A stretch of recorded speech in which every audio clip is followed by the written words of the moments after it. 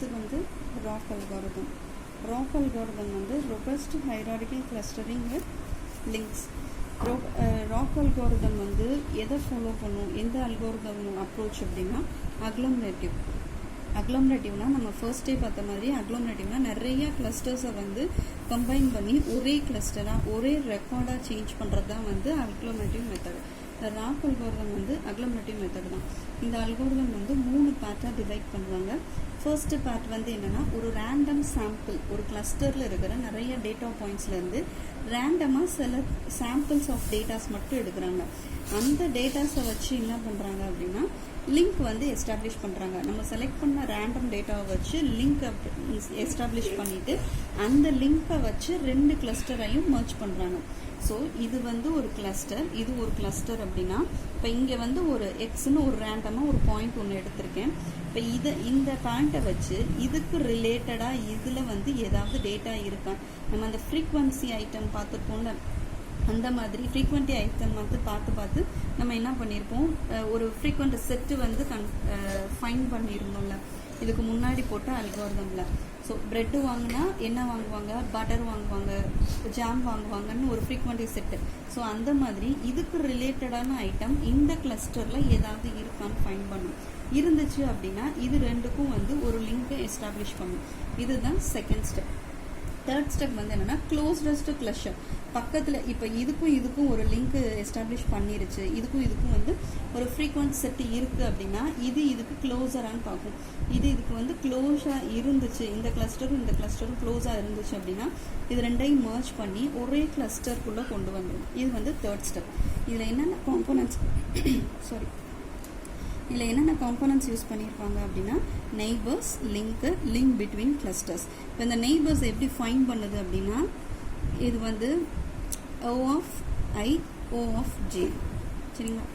எஸ்ன்னா similarity of first கிளஸ்டரில் இருக்கிற ஒரு item. இப்போ இந்த கிளஸ்டரில் ஒரு ஐட்டம் நான் வந்து ப்ரெட்டுன்னு எடுத்தேன் அப்படின்னா அது வந்து O of I. இந்த கிளஸ்டரில் இருக்கிற ஃப்ரீக்வன்சி இது வந்து இங்கே ஜாமுன்னு இருந்துச்சு அப்படின்னா அது வந்து J. இது 2ம் வந்து கிரேட்டர் தென் 0வா இருக்கணும். ஸோ சிமிலராக கிடையாது, சிமிலர் தான், சேம் ஐட்டம் கிடையாது. சேம் ஐட்டமுக்கும் சிமிலருக்கும் டிஃப்ரென்ஸ் இருக்குது. ஸோ இது 2மே வந்து சிமிலர் ஐட்டமாக இருந்தது அப்படின்னா அது வந்து நெய்பர்ஸ்ன்னு ஃபைன் பண்ணிடும். அதுக்கப்புறம் இது 2 நெய்பர்ஸாக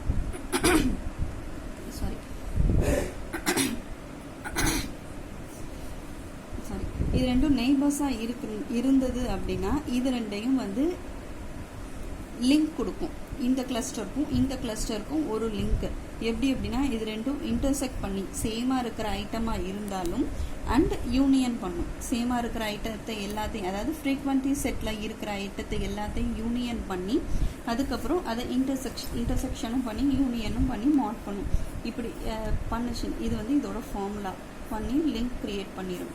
அதுக்கப்புறம் இங்கேயும் ஒரு லிங்க் எஸ்டாப்ளிஷ் ஆயிரும். இங்கே ப்ரெட்டுன்னு இருந்தது, இங்கே ஜாம் இருந்ததுன்னா ப்ரெட்டுக்கு ஒரு லிங்க்கு, ஜாமுக்கு ஒரு லிங்க், இங்கேக்கும் லிங்க் இருக்குன்றதை ஃபைன் பண்ணிடும்.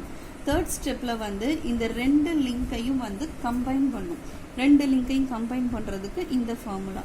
ஸோ இது எல்லாத்தையுமே இந்த 3ஐயும் ஃபைன் பண்ணி தான் 2 கிளஸ்டரையும் வந்து மர்ஜ் பண்ண போகுது. இதில் வந்து என்னென்னா 2 டேர்ம் யூஸ் பண்ணுவாங்க, local and global keep. Local keep அப்படின்னா ஒவ்வொரு கிளஸ்டரும் வந்து நான்-0 லிங்க், அது எது வரைக்கும் போகும் அப்படின்னா ஒவ்வொரு கிளஸ்டர்லையும் வந்து எவ்வளவு லிங்க் பண்ண முடியுமோ அந்த அளவுக்கு லிங்க் கொடுக்கும். அது வந்து லோக்கல் கீப். குளோபல் கீப் அப்படின்னா அந்த ஒரு கிளஸ்டரை பற்றின இன்ஃபர்மேஷன், இப்போ இதையும் லிங்க் பண்ணுது அப்படின்னா இந்த கிளஸ்டரோட சைஸு, இந்த கிளஸ்டரோட சைஸு. ஸோ இந்த 2 கிளஸ்டரோடையும் சைஸை வந்து ஃபைன் பண்ணணும். சைஸை ஃபைன் பண்ணும்போது தான் அதில் எவ்வளோ டேட்டா பாயிண்ட்ஸ் இருக்குது, எவ்வளோ ஃப்ரீக்வன்சி செட் இருக்குது, எவ்வளோ லிங்க்ஸ் வந்து எஸ்டாப்ளிஷ் பண்ணலாம், இது எல்லாமே வந்து குளோபல் ஹீப். லோக்கல் ஹீப் அப்படின்னா எல்லாத்தோடையும் ஃப்ரீக்வன்சி செட் இருக்கா, இல்லை இன்ஃப்ரீக்வன்சி செட் இருக்கா. இன்ஃப்ரீக்வன்சி செட் இருந்ததுன்னா எதுவும் பண்ணாது, ஃப்ரீக்வன்சி செட்டை மட்டும்தான் கம்பைன் பண்ணி ஒரே கிளஸ்டர் பார்க்கும். அதே மாதிரி மேக்ஸிமம் நம்பர் ஆஃப் ஃப்ரீக்வன்சி செட்டையும் வந்து ஃபைன் பண்ணும். இது வந்து லோக்கல் ஹீப். இப்போ வந்து எல்லா இன்ஃபர்மேஷனையும் வந்து கேதர் பண்ணிருச்சு அப்படின்னா அது என்ன சொன்னால் குட்னஸ் ஆஃப் மெஷர்ஸ்.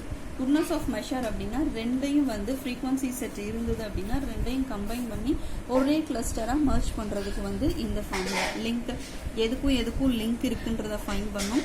அப்புறம் இந்த ஃபர்ஸ்ட் டேட்டா செட்டில் எவ்வளோ நம்பர் ஆஃப் டேட்டா பாயிண்ட்ஸ், இதில் number of data points. So இந்த ரெண்டு கிளஸ்டரோட டேட்டா பாயிண்ட்ஸை வச்சு அதோட லிங்கையும் வச்சு ரெண்டையும் மர்ஜ் பண்ணிடும். அதுதான் என்ன சொல்லுவாங்க, குட்னஸ் ஆஃப் மெஷர்ஸ்ன்னு சொல்கிறாங்க. இப்போ கேஐகேன்னா number of link between two clusters. So பிரெட்னா பிரெட் ஜாம் மட்டும் இருக்காது, இந்த மாதிரி நிறையா டேட்டா ஐட்டம் இருக்கும், ஜாம் மாதிரி நிறையா டேட்டா ஐட்டம் இருக்கும். ஸோ எத்தனை நம்பர் ஆஃப் லிங்க்ஸ் வந்து கிரியேட் பண்ணியிருக்கு ரெண்டு கிளஸ்டருக்கும் நடுவில். என்ஐஎன்ஜே அப்படின்னா நம்பர் ஆஃப் பாயிண்ட்ஸ். ஒவ்வொரு கிளஸ்டர்லையும் வந்து எவ்வளவு டேட்டா பாயிண்ட்ஸ் இருக்குது அப்படின்றது வந்து என்ன. அடுத்து வந்து தீட்டா, ஃபங்க்ஷன் ஆஃப் தீட்டா, இது வந்து இந்த ஃபார்முலா யூஸ் பண்ணியிருக்கிறது. ஃபங்க்ஷன் ஆஃப் தீட்டா அப்படின்னா சிமிலர் டேட்டா ஐட்டம்ஸ். ஸோ ரெண்டு கிளஸ்டர்லையும் நியரஸ்டில் எவ்வளோ சிமிலர் டேட்டா ஐட்டம்ஸ் இருக்குன்றத சொல்கிறது தான் வந்து ஃபங்க்ஷன்ஸ் ஆஃப் தீட்டா. ஏதாவது டவுட்